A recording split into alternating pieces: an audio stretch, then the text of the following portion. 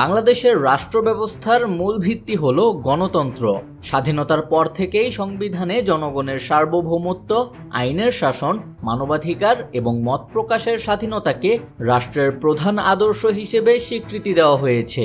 কিন্তু বাস্তবতার পথে এই গণতান্ত্রিক যাত্রা সবসময় মসৃণ ছিল না। রাজনৈতিক অস্থিরতা, ক্ষমতার দ্বন্দ্ব, নির্বাচনী বিতর্ক এবং প্রাতিষ্ঠানিক সীমাবদ্ধতা গণতন্ত্রের বিকাশকে বহুবার চ্যালেঞ্জের মুখে ফেলেছে।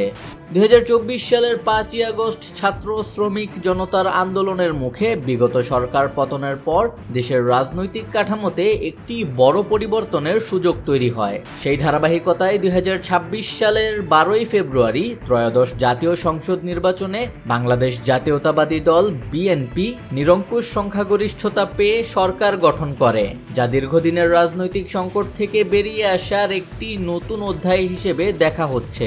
তবে শুধু সরকার পরিবর্তনই গণতন্ত্রের চূড়ান্ত সমাধান নয়। এখন গুরুত্বপূর্ণ প্রশ্ন হলো, এতে জনগণের কতটা লাভ হয়েছে, রাষ্ট্রীয় প্রতিষ্ঠানগুলোকে কতটা শক্তিশালী করা যাবে এবং জনগণের আস্থা কতটা পুনর্গঠন করা সম্ভব।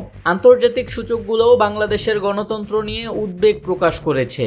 ইকোনমিস্ট ইন্টেলিজেন্স ইউনিটের 2024 সালের গণতন্ত্র সূচকে বাংলাদেশ 100তম স্থানে রয়েছে।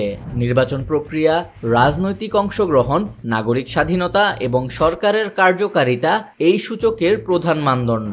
মানবাধিকার পরিস্থিতিও একটি গুরুত্বপূর্ণ বিষয়। বিচার বহির্ভূত হত্যাকাণ্ড, সহিংসতা এবং গণমাধ্যমের স্বাধীনতার উপর চাপ নিয়ে দীর্ঘদিন ধরেই উদ্বেগ রয়েছে। ডিজিটাল নিরাপত্তা আইন এবং সাইবার নিরাপত্তা আইন নিয়েও বিতর্ক দেখা দিয়েছে। মত প্রকাশের স্বাধীনতা নিশ্চিত করা এখনো একটি বড় চ্যালেঞ্জ।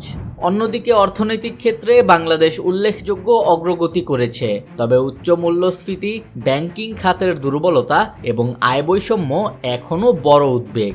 বিশেষজ্ঞরা বলছেন, গণতন্ত্রকে শক্তিশালী করতে হলে সর্বদা অবাধ ও সুষ্ঠু নির্বাচন, বিচার বিভাগের স্বাধীনতা, দুর্নীতি নিয়ন্ত্রণ এবং রাজনৈতিক সহনশীলতার সংস্কৃতি গড়ে তুলতে হবে। পাশাপাশি তরুণ প্রজন্ম ও নাগরিক সমাজের সক্রিয় অংশগ্রহণও অত্যন্ত গুরুত্বপূর্ণ, কারণ গণতন্ত্র কোনো স্থির অবস্থা নয়, এটি একটি চলমান প্রক্রিয়া।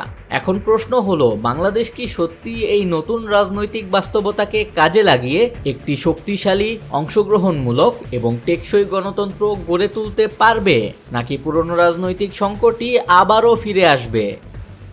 সিটিজেন্স ভয়েস, দেশ ও মানুষের সংবাদ।